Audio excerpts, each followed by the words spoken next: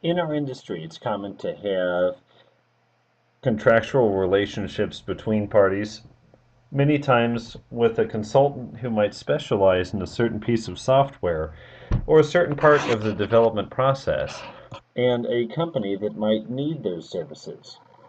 When this relationship exists, it's common to have a set of service level agreements, which is a service level that the contractor agrees to provide in exchange for compensation. And so in this class, I have a set of service level agreements, both for you and for me. And in this lecture, we're going to take a look at those service level agreements. First of all, question response time. I guarantee that I will respond to your emails, with some exceptions below, in 48 hours. So if I fail to respond to your email, just send me a reminder after 48 hours. And the time between when you send me that reminder and the time when I actually respond is time that you will get back as an extension to a deadline. Now, on the same note, uh, when you're sending me an email, keep in mind that it might take 48 hours to get a response.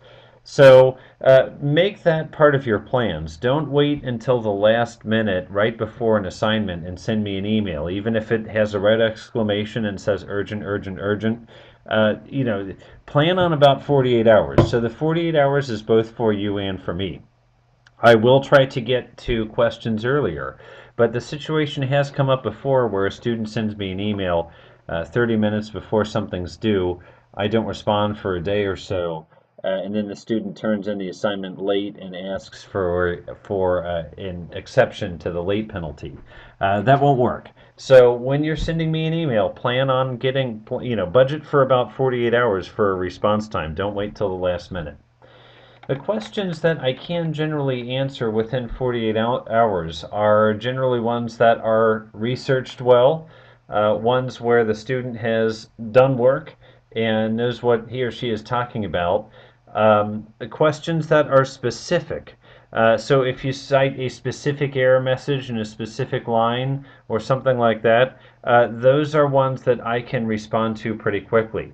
If you send me an email that says, just I'm lost or I'm getting an error, I'm probably not going to be much help to you. The more specific and concise the question, the quicker I can respond. In a development class, if you can send a code sample with the email, if you have, say, you're getting a null pointer exception on line 43 and you send me lines 40 through 50, I can probably identify it and get back with you very quickly. And so my goal is to actually get back quicker than 48 hours in general. So if you can help me out, I will do my best to get back to you as fast as I can. In case I need more information, if you could attach the entire project, I might be able to dig a little bit deeper and maybe do a bit more research. There are some questions I can't answer in 48 hours. These are ones that are exceptions to the 48-hour rule. First of all, I'm lost, I don't know where to begin. There's really no answer I can give to you here.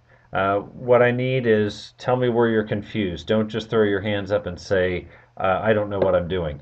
If you can tell me what specifically is confusing, I can certainly be more help. I'm getting an error. Let me know what the error is, and I can be more help. But if you just tell me you're getting an error, I won't know how I can help you. Um, Also, follow-up emails where I've sufficiently answered the original question. So if I put a lot of effort into an email and say, here's why this works, or here's why we're doing this, or here's why the deadline is this, and the response is why, or something like that that's just an administrative email, those I won't guarantee a 48-hour response on. Also, now the first three generally come from people who are underprepared or people who are procrastinating. The last question here actually comes from students who usually are doing well and very concerned about their grade, and there's nothing wrong with it. But the question is, can you take a look at my project and let me know what you think? What typically is happening here is this is right before the deadline, and this question is essentially asking me to grade your project twice, once before the deadline and once after. There are a couple reasons why I can't apply the 48-hour guarantee to this. One is uh, Typically, because it does come near the deadline, there are a lot of students who are legitimately behind and need help from me, and that's my primary focus at this time. Students who send the "Can you take a look at my project and let me know what you think?" They're usually those projects. Honestly, usually look good. So my focus is making sure that people who are struggling are getting the help that they need. But if your project looks good, you probably don't need a lot of help from me then. The other thing is I don't know what I'm looking for here. Aside from grading a project twice, and by the way, the projects take a long time for me to grade. It can take easily 15 to 25 minutes to grade a typical project. So aside from that investment of my time to grade the project twice, I don't know what you're looking for. If you tell me something like, I'm not sure if this feature works as you want, I did it this way, is this what you mean? Okay, then I can go in and look and maybe say, yeah, that's what I was looking for, or maybe not. But a general open question, can you take a look and let me know what you think? I really don't know how to answer that aside from grade the project entirely, which I'll do after the deadline anyway. If you can send me a question that I can read and respond to on my mobile phone, I will likely be able to respond quickly. So if I have to open a lot of attachments, then I'm gonna have to wait until I'm by a computer and I'm able to open it. But if I can read it on my phone, maybe I'm at lunch or something like that. If I can, then certainly I'll respond to it as soon as I can. For projects that were submitted on time, I guarantee I will get grades back to you in 7 days. My goal is actually 3 days, but these projects many times takes a long time to grade, and so my guarantee is 7 days. I do teach multiple classes, and I try to stagger the projects so I only have one to grade each week so I can get this back. So occasionally I have to change deadlines to keep that staggering in place. But basically, that's my guarantee, 7 days. There's some ways you can make it easier on me. One way is get an A. A projects really don't take that long for me to grade. It's really the C, D, F projects that take a lot longer to grade because I have to look at the line, is this a C, is this a D, so on and so forth. So do well, and that will save me time and let me get back to you quickly. Also, typically projects will have a self-grade sheet where you can evaluate yourself. That helps me out a lot because if you just say that you didn't do part of the project, then I will happily give you half credit on that and I won't grade it. That saves me from having to look and realize that you didn't grade it. If you're just honest with me, you tell me, hey, I didn't do this part, no problem. I'll give you half credit. I won't take a look. There are some people who have turned in projects and put 5 out of 10 on every single item, and I've given them a 50 and just basically glanced at the project for academic dishonesty, and that's about all. For late projects, I cannot guarantee any turnaround time because honestly, I don't know when late projects are going to come in. They tend to stagger in, and it does take a lot of time for me to start up and look at academic dishonesty, look at the rubrics, make sure I'm grading everybody fairly. These things take a lot of time. So if something is submitted after the deadline, honestly, I just save it till the very end of the semester and then grade them all at once because I know no more will be coming in after that. If I don't do that, then late projects tend to come in a little bit at a time, and I'm always in this oh yeah, I have to grade this now, start up the environment, look at the rubrics. It takes a lot of time to do all that. For lab time and office hours, generally due dates are, for an in-person class, due dates are the day after the class and the day before the class. So there's a soft deadline and a hard deadline. The soft deadline is the day before the class. The hard deadline is the day after the class. So um, on the day that comes between those two deadlines, I will have appointment only lab time where you can request an appointment from me and I will meet with you one on one. But to get an appointment, I absolutely positively have to have three things. I have to have an email from you 24 hours before the lab time, and that's a hard deadline. I cannot accept appointments within 24 hours of the deadline. I also need the work you've done to date and the questions that you plan to ask. I must have all those three, but 24 hours before the deadline. The reason being, a lot of times, um, The questions at that point are difficult, and I want to make sure I can spend as much time as possible with every student. And so I have to be efficient. And I have to have advance notice of what the questions will be and what the challenges are so that I can plan accordingly. And then I can visit a lot more students than I could in an unstructured format. The trick that happens if I don't do this is that inevitably somebody will show up on this appointment day who hasn't even started, and that person could easily consume the entire evening, the entire appointment lab time. So I have to have an email, the project, and the questions 24 hours in advance to ensure that I can visit as many students as possible during that time. Now, why two deadlines? Well, I talked about a 48-hour guaranteed response on questions. And so the soft deadline is typically 48 hours before the hard deadline. And the idea is write the soft deadline down in your calendar. That's the date that the project is due.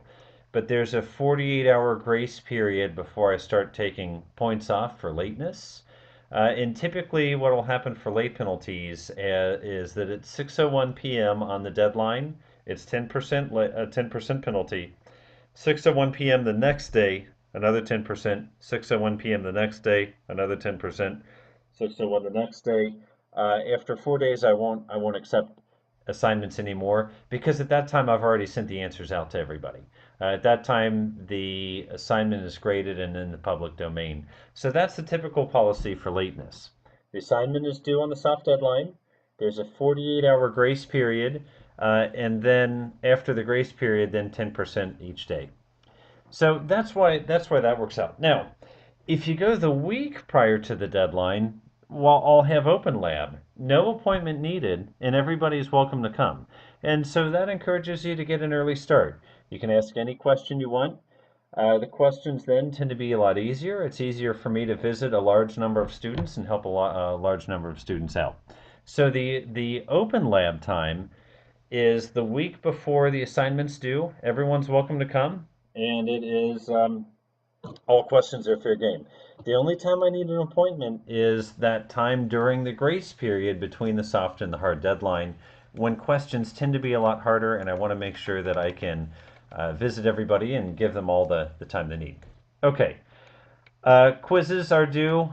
See the calendar on the due date for the time. For in-person classes, quizzes are due at 6:10 p.m. each day of class. For my online classes, I just look at the calendar. Typically, I'll make that either 6 p.m. or 9 p.m. Assignments, I mentioned that assignments are due at 6 p.m. on the due date. There's then the soft due date. There's then a 48-hour grace period, and then 10% penalty each day late. Exams, you must make sure the exam is submitted by the due date. I don't offer retakes on exams. With Blackboard now for exams and quizzes, I have it set up that once all of the quizzes are in, or once the deadline passes, you can go back and look at your exam or your quiz and you can see the answers and what you got wrong and the right answers. So there again, those answers go into the public domain at that point. And for that reason, I can't administer a late quiz or a late exam, so make absolutely sure you get your quizzes and exams in on time. Now, we're dealing with a large group of students and a diverse audience. A lot of people have things going on outside of class. One thing you'll hear me say a lot in software is there's a triangle, and sometimes you'll hear time, quality, or money, pick any two. My definition of the software development triangle is functionality, quality, or time, pick any two. You can't get all three, but one of the two that you pick has to be quality. From that, pick time or functionality. So what we can do with the Scrum system is we can add incremental functionality over a period of time, and that's typically the approach that we'll take. The same thing goes on in class, in life. Don't overcommit. Don't commit to too much functionality in your life in a limited amount of time, or the quality will suffer of all the things that you do. So I do realize that we're dealing with a diverse group here, people who have a lot of things going on outside of class, and there's only one way I can treat everybody fairly, and that is if I hold the deadlines and the policies equally to everybody in class. And what that means is I don't grant extensions, I don't grant exceptions to that policy, and I don't give extra credit because that would be showing preference to one student or group of students over another group of students. And I want to make absolutely certain I don't do that. So, regardless of the reason, I don't grant exceptions, penalty waivers, or extra credit. And that's why we have a 48-hour grace period anyway, because unknown events do occur. So if you try to get your things done by the soft deadline, you still have 48 hours before late penalty if something goes wrong. So that's why that's there. If you tell me, and people do still request exceptions all the time. So if you tell me, um, gosh, I got in a car wreck and I couldn't get it done. A lot of times I'll ask when the wreck happened, and if it happened during that grace period, my response is, well, it was actually due before the grace period started. So just be careful of that. To treat everybody fairly, I don't give exceptions or anything. Listen, I do still get requests for that, though, probably about 2 to 3 per semester per class. And what I will typically do is hit reply, copy and paste this paragraph, and then hit send. And that's all I'll do. So no matter what the request says, I just paste this reply verbatim and send it right back, and that's pretty much the answer. On a similar note, if you're sick, that doesn't make any difference to me. Your medical history is something very private to you. I don't want to know if you are feeling ill. So a lot of times people tell me I couldn't get the project done because I was sick. Don't tell me that. Don't tell me that. The deadlines apply to everybody regardless of reason. And I really don't want to be put in a situation where you're telling me your medical history or your medical condition because that really should stay private to you. And again, that's why I say go for the soft deadline. You still have a 48-hour grace period. So for that reason, yeah, illness doesn't warrant an exception. A doctor's note does not warrant an exception. Everything has to be done by everybody, regardless of reason, by by the soft deadline, then with the 48-hour grace period. There are two exceptions. Well, I say there are none. There are actually two, and these are two that the university recognizes universally and asks us to recognize. And one is any accommodations that were verified in advance from the Office of Disability Services. I'll be more than happy to work with you on that. And also religious holidays when you notify me in advance. Okay, the daily or weekly quiz and quiz question suggestions. So we will have a quiz each week. For in-person classes, it will be administered. It will be due 10 minutes after class starts. I will typically open the quiz early if you want to get an early start and maybe spend extra time on it. But once 6:10 hits, the answers are in the public domain. I'll grade them, and as soon as I can, I'll go over the answers with the entire class. That's for an in-person class. For an online class, typically I'll just expose the answers and I'll take questions by email. Quiz question suggestions. Uh, you'll I'm one who occasionally has trouble remembering things. And so one trick that I learned when I was in undergrad was to just rehearse the information I had learned for the first time within 24 hours. And you'll find if you do that, your memory retention increases dramatically. So I got a degree in horticulture, and we had to learn 16 plants every week. And I found it really challenging to memorize the Latin name, the bloom date, the fall color, the flower color, all of this every week for 16 plants. But when I went over my notes within 24 hours, my memory retention definitely did increase dramatically. So to encourage that, I'll offer quiz question suggestions, and I'd like you to complete these within 24 hours of either seeing the lecture or reading the material, whatever's relevant. And then that's what I'll use to generate the quiz questions for the next quiz. If you do this, then I will provide you with a list of everybody's quiz question suggestions. Okay, finally, falling behind. We have two options here. If you find yourself falling behind, if maybe you've procrastinated a bit or something like that. The first option, the trick is the only time you can take advantage of the first option is the very first week of class, and that is don't. Don't fall behind. That's honestly the best advice that I can give you. It's so the other option. It's important to stay ahead this semester. When people fall behind, a lot of times they ask me to compute their grade for them to that date. I have a very open grading policy. The grades are listed in the syllabus and on Blackboard.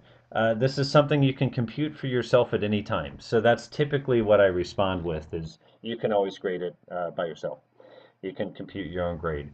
So I don't show preference. I don't give extra credit, anything like that. So what's in Blackboard, then use the grading scale in the syllabus. That will tell you what your grade is.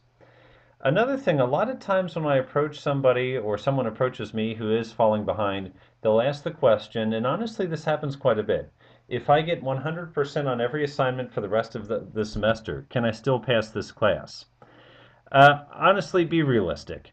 If you have fallen behind, it's not realistic to think you could get perfect scores on everything for the rest of the semester because everything builds. So, the projects we're doing at the end of the semester are based on what we did at the beginning of the semester. If you didn't turn projects in, then you wouldn't get my feedback. You wouldn't know what you're doing wrong.